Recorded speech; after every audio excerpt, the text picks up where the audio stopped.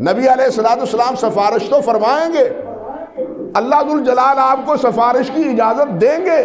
شفاعت کی حدیث بہت ساری ہیں، تقریباً متواتر ہیں، احادیث مبارکہ ہیں کہ نبی علیہ السلام سفارش کریں گے۔ اتنی سفارش، اتنی، آپ نے یہاں تک فرما دیا کہ شفاعتی لأہل القبائر لأمتی الا من اخذہ القرآن، کہ میری سفارش ہر میرے امتی، گنہگار سے گنہگار امتی کو پہنچے گی، جس کو قرآن نے تھام لیا، روک لیا، اس کو میری سفارش نہیں ہوگی، اس کو میری سفارش نہیں ہوگی، میں اس کی سفارش نہیں کروں گا۔